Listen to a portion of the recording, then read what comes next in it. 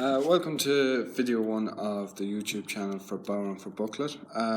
Today's lesson is going to be on the teaching methods and also the writing methods, just so we get an understanding of the patterns and the notes that are written in the book itself, and the different examples of beats. So I use, as I explained in the book, I use a simple system which involves arrows and numbers. So the arrow indicates the direction of the stroke and the numbers indicate the number of beats. Okay, so we're just going to look through there. We just see the first paragraph of the book there, and it's meaning of symbols. Okay, so we'll just go through that. I just have it here on the board behind me as well. So the down arrow is equal to the down beat. Okay, so just to go through that. So like I said, with your wrist position, the stick is either pointing up the way or it's pointing towards you, so you're getting ready to beat down like that. And when you finish, your stick is going to end pointing down to the ground. Okay, so just nice and slow, and down, and again, and down, and once more, and down. Okay, perfect.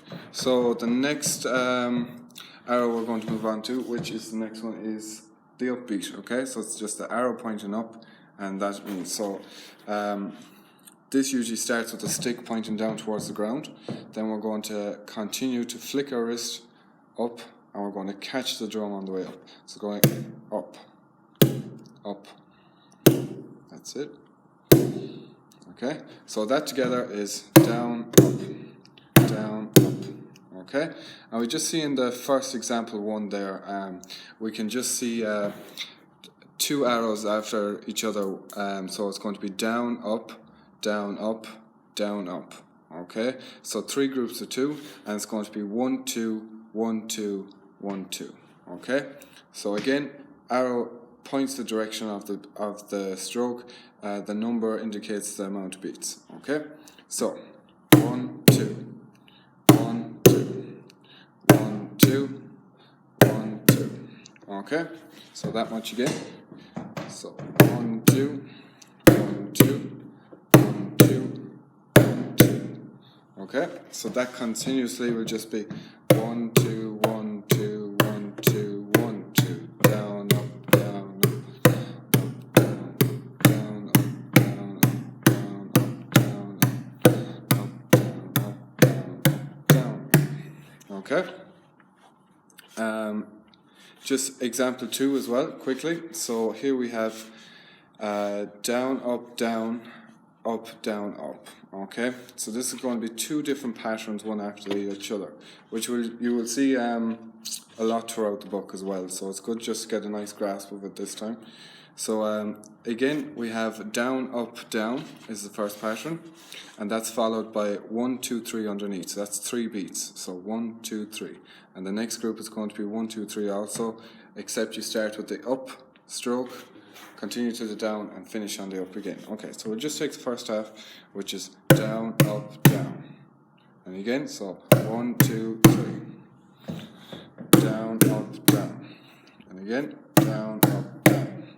Okay, perfect. Now going on to the next one, it's up, down, up, and up, down, up, and again, up, down, up, up, down, up, up, down, up. Okay, now, so we just put those 2 together, so it goes down, up, down, up, down, up, down, up, down, up, down, up, down, down, up, down, up, 1, 2, 3, 1, 2, 3, 1, 2, 3, 1, 2, 3.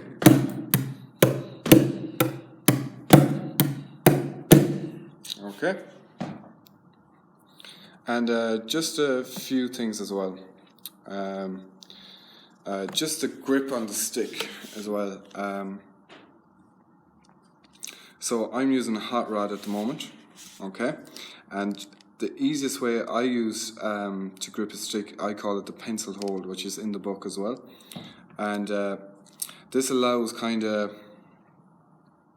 frees up your wrist and allows more space for flicking and more area and things like that. And it's just handier for movement of the stick, just to hold. So, there's plenty of movement in that stick. Okay, rather than you'd have to do the whole hand. Okay, so how I started off is just going by the pointers in the book. Okay, so number 1, use your thumb and index finger to pick up your stick or beater. Okay, so I put the index on top and just the thumb in behind like that. It's just that much. Okay, then number 2, I just have put your index finger on top of the beater. Okay, so it's important that that's always on top. Okay, like that, and that the thumb is on the bottom here. Okay, now continue to rest the stick on your middle finger. Okay, so just like writing with a biro, a pencil, you're just going to put the middle finger in behind, and it's just going to rest there. And see that? Perfect. Okay, so then we just hold it nice and tightly, just keeping a small bit loose, so we should be able to shake the stick like that in our fingers. This allows to help us with movement, getting extra flicks in, and it also stops straining our hand. Sometimes if you hold the stick too high, it causes the whole hand to move, and it takes a lot out of you. It's a lot of movement when playing, so it might take you just a small bit longer to get back, things like that. Okay, so nice and loose. Okay, perfect. And just a small little tip as well on holding the bodhran. Okay, so usually I'm right-handed, so I'm going to beat with my right hand. Okay, so I'm left-handed, I'm going to hold the drum in my left hand. Okay, so how this happens is I'm going to take my hand and I'm just going to rest it up here on the top. I should be nearly able to just hold it like that.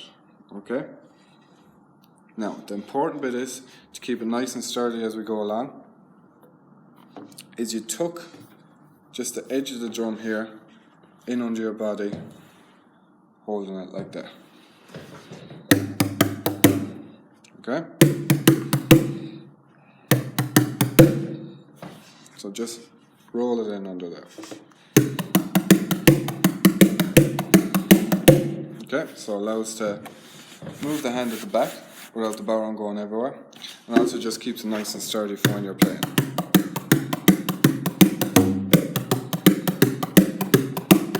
Okay, and one last tip before we finish the video is always keep your hand away from where you're going to play. Okay, so my hand's on the back here, so I'm holding up the top, so I'm going to play in the middle. So this is how you get the best sound out of your bodhran. If you're going to hold your hand at the back, it's going to sound like you're playing on paper basically. So that's me playing on top of my hand, but if I move my hand just out of the way, that's when you get the sound of the drum.